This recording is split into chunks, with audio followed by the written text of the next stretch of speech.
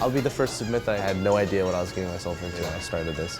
I mean, I'm Korean, I'm making Chinese food. Where's that big platter at? I never cooked Chinese food until last year, so pretty crazy.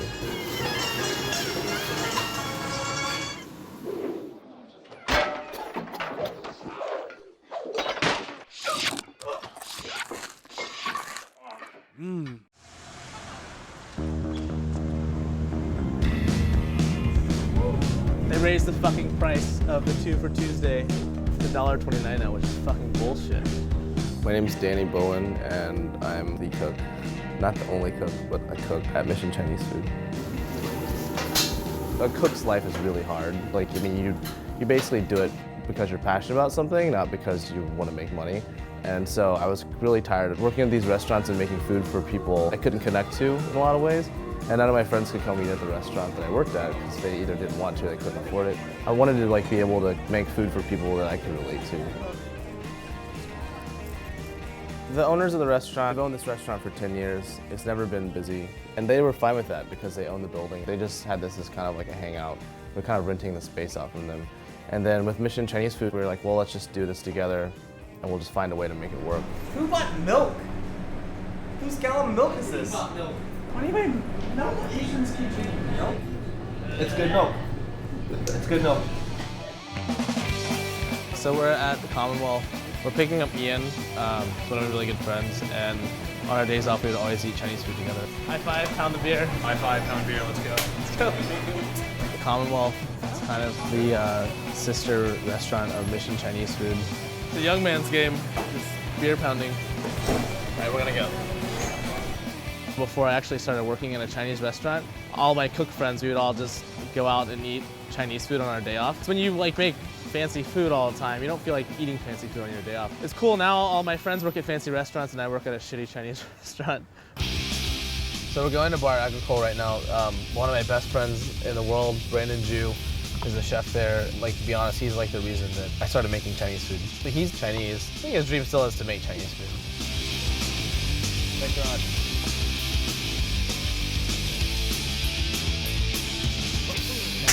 Yes. Dude, so Spices open. No. Oh, what the fuck you got? These are. Oh, tiny pastries. Yeah. Try this. Try this. Why are you eating this? We're about to go eat fucking I know. Just try it. spicy Chinese food. You're crazy. That's Dude, fucking it's so good. delicious. Yeah, have you had the copa de testa here yet? No. I have some, yeah. You want Shut the some? fuck up. We have to hurry though. That place closes soon. He makes awesome charcuterie. There's a snout right here. Nice. Smelly as fuck. This, and this is all the So this is like the. ears. We put the tenderloin in there and the cheeks, and that's the tongue. This is what I eat late at night. When I go before I go home, I eat this. We call it rochelo di testa. It's just like, it just means a roll of head. It's melting, so we gotta eat it. Yeah, you gotta eat it fast. Right, let's crush this and then we should go.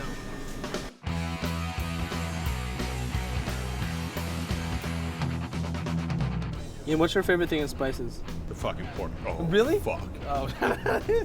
And they send you like the whole motherfucking shoulder. Don't really haul balls, I was joking. It's called Spices Szechuan Trends with a Z. It's kind of like made up to look like a really shitty Taiwanese nightclub.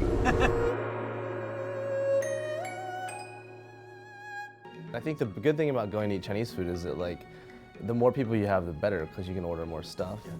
All right, what are you gonna get? We got the pork shoulder and garlic sauce and the dry braised eel strips. Do you want to get the spicy beef tendon? You guys are so quiet, so that's a no. Yeah. What's your favorite thing here? I like the pork intestines. Yeah, I'll get that. These guys are wusses. Just eat it. I don't want that. You're crazy. Just, it's so good. It's very crispy, right? No crispy one. Oh, never mind. It's the. I like the game.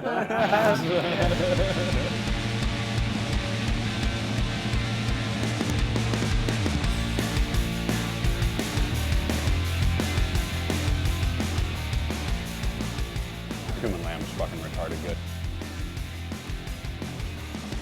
I like your pickle better. So this thing is ridiculous. Ian, when did you have this before? Every time that I've been here. It's crazy. Since the first time. Everyone would mess with it. It's so awesome. Look at this fat cap. It's crazy, dude. It's so nuts. I'm at a loss for words right now. We had a This thing gift. is no joke, my friend. This is no joke. Oh, this is a blood thing. Yeah. It's for Your Daniel. favorite. I'm stoked. I'm excited. No, if it's her favorite, I'm excited to try it. I'm excited. Good. I'll eat the blood. The intestine's good. I love this place because like I came here the first time and like I'd never had food like this before, ever. Like ever. I never had Szechuan food before. I grew up in Oklahoma and I ate like a lot of sweet and sour chicken and like fried rice and lo mein. But like this is what really opened my eyes to like making stuff that's different. Every time I come here, I'm like, I find out something else that I've never had before. Like this thing is ridiculous. I've never had this before. I have no chef telling me what to do. I know how to do whatever cooking I know, and then like you come here and you're like, you taste and taste and taste, and then you're like, how do they do that? And then you just try to like make it as good as, just as good as, and if it's better, then it's better, but it's just as good as. The thing about Danny, like, it's crazy because he just needs to taste something and he can start like recreating it, and then he'll start dorking out about it, and he'll be like, hey, come over and try this shit. I got this idea from this so and so place, and then all of a sudden like you're eating it and it tastes even better than the original. No, that's arguable. My frustration with Chinese food is that no one was like making it better. Like David Chang was like making Korean food better in New York, and like Charles Pham was doing that with Vietnamese food out here. But no one was like taking the torch for Chinese food, and that's what, like, as a Chinese American, like that was like my whole frustration was like no one's taking the torch. I don't know. I'm just stoked that someone is doing Chinese food. We're getting all bromance over here. I think the reason that your cooking is something more unique and more interesting is that you take this real beginner's mindset to it. You know that you don't know what you're doing. I have no idea. And you're just trying to make something good.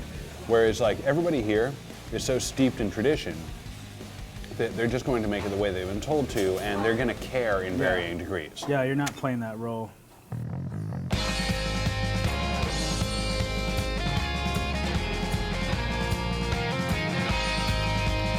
We're going back to the restaurant right now, and we're gonna make a late night snack.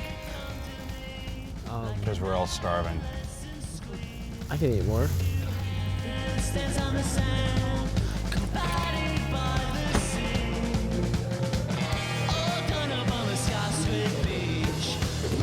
How's your dinner? What about you, lots of left? Hey, oh my god, dude. It's gonna get kind of nuts. Just so you know, the real question is gonna be whose hand gets like fucking bitten off. Hold on, why are we not throwing these things into fucking need boiling towels? water? We need boiling water. Why the fuck are we cutting these things up crab. alive? Ian, shut up. I'm so drunk. You're not drunk. It's not fair. I've been drinking, waiting for you. Alright, sorry. I think people are gonna be stoked. All right, let me clean one of these fuckers because I've never done this alive. Oh, dude, I got the livest crab here. It does not want to die. Does not want to. Oh! Oh! Flip him over, give him a nap. Flip him over. Fuck him! I'm not giving him a nap. Ian's going for the gold. Oh, it's a lot harder when it's raw, man. Pull the gills, pop the back. I don't know what I did. Yeah. From here, I got it. Little just- fucker. Yeah. I got it. Hold it like this. Uh-huh. Yeah. Don't I got cut it. your hand off. This is where you cut your hand off. This is it. Not cutting my. This is where fucking hand drunken off. cooking goes Give him a wrong. nap. Oh no, I'm familiar with the giving. Oh really? Oh no! Stop him. Ian, stop. They're eating that one.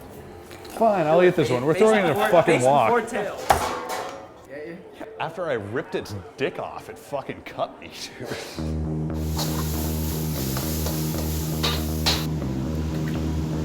I don't even remember cooking anything last night, but we cooked a bunch of crazy food. Let's drop these crabs in, huh? What is with all these Slim Jims over here? I feel like we're just doing what we want to do. When you're able to just have 100% creative freedom and do what you want to do, that comes across and you can connect to people.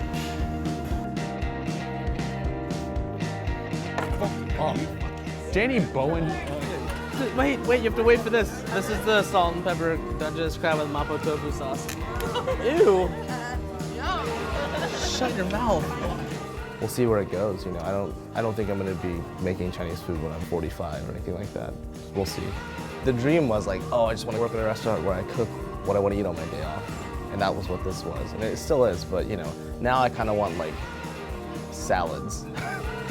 Greg, pound of beer. Tonight, I feel like it turned out awesome. All right, guys, thanks for coming. Good night.